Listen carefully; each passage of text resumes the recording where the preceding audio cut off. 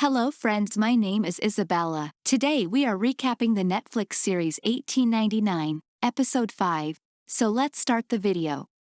Once again, we're transported to Maura's past in the opening flashback. A desperate Maura is shown being dragged down a hallway in what looks like an asylum, and then she wakes up in the present. Since the boy revealed himself to be alive and Maura fell asleep, the other passengers locked the boy into the cupboard exactly as Maura, Ike, and the other rescue team members initially found him on the Prometheus. It certainly seems like history is repeating itself. Maura immediately makes for the cupboard, but Ike stops her, demanding to know why her name was on the Prometheus passenger list. Below deck, the mutinous crew must decide what to do next, as once they arrive on land, the odds are they will be arrested. The punishment for mutiny is death. Ivan steps up and provides some ominous words of comfort. Justice always sides with the survivors, meaning she's happy to kill everyone who opposes them if necessary. Then Tova grabs a shotgun and exits the room, telling Crester she's off to do something she should have done long ago. Elsewhere on the ship, Clements and Lucian try to work through the wreckage of their marriage in the aftermath of the confrontation between Lucian and Jerome. Clements realizes that everything Lucian has told her thus far has been a lie, but Lucian argues she doesn't understand because she's grown up in privilege. Tova shows up in the main dining hall with everyone else. It looks like she's changing teams. Maura intends to open the cupboard in the main room to free the boy. Several people try to stop her, even threatening her with a gun if she doesn't stand down. And when one of the men fires on her, Daniel leaps forward in an attempt to take the bullet for Maura. He doesn't end up needing to because time suddenly freezes. Maura simply plucks the bullet out of the air. Somehow the boy appears to have frozen time, or maybe he used the pyramid he's been carrying around to do it. Maura frees him, and they rush out of the room. After they leave, time starts again, and everyone is bewildered by Maura and the boy's sudden disappearance. Before they can figure out what happened, they hear sirens from somewhere else on the ship. Ike turns to Daniel and questions what he and Maura discussed the night before. Daniel doesn't see how that's relevant. Right now, they have much bigger problems. At the rate they're burning coal, they will run out within the next 2 days. They need to start rationing it until they can find land. Ike needs to get control of the ship again, or they all will die. After that chilling realization, the sirens suddenly stop, only to be replaced by a much different sound, a faint ticking similar to a clock. Main characters like Ike, Maura, Tova, and Jerome are unaffected and watch helplessly as their friends and fellow patrons climb to the deck and jump overboard, essentially committing suicide.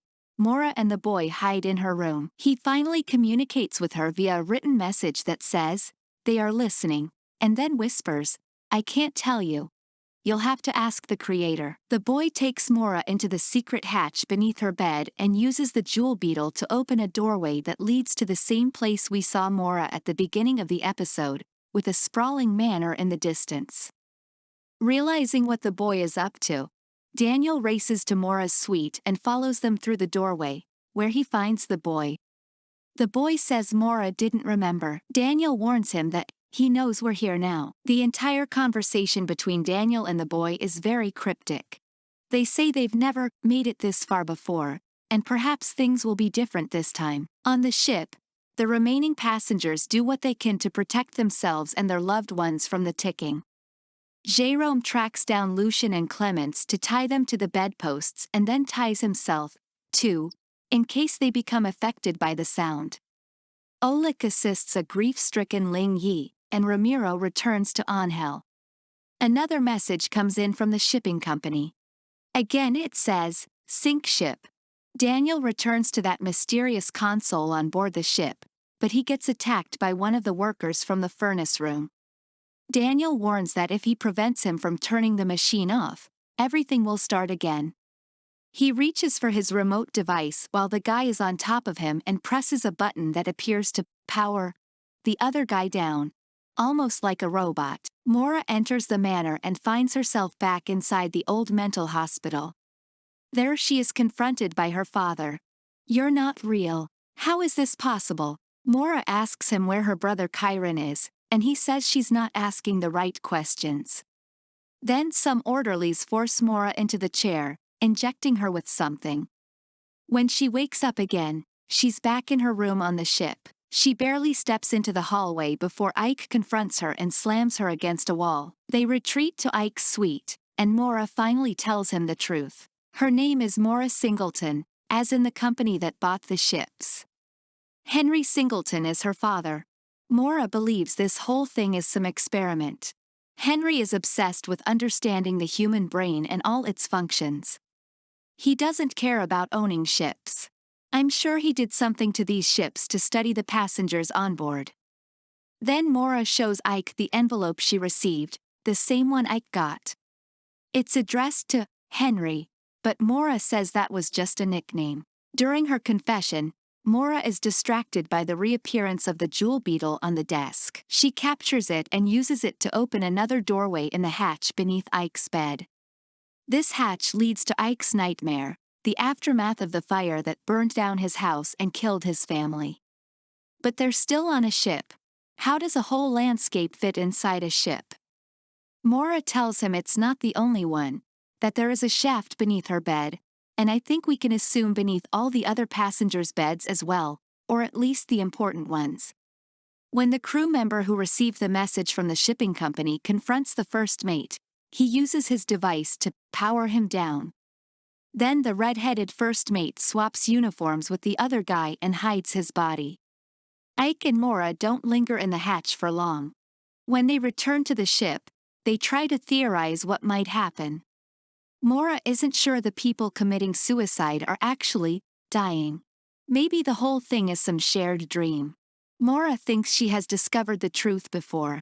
She remembers being a doctor at a mental hospital, but she thinks her father has made her believe she was a patient instead, and later forced her to forget everything. Maura doesn't remember being on the Prometheus, but if her name is on the passenger list, maybe she was. And Ike reveals another twist.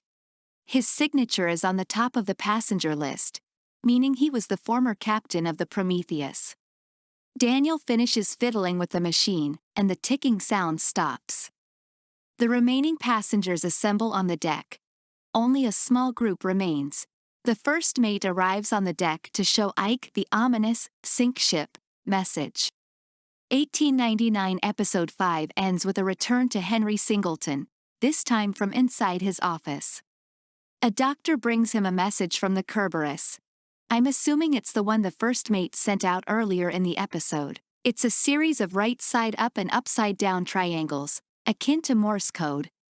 We don't know what it says, but Henry tells his aide to inform their agent on the Kerberos that he doesn't have much time and to bring him the boy. Then Henry gets up and walks over to his window, opening the curtains and gazing out on a massive black pyramid. Thanks for watching this video, and I will see you later with the next episode of this series.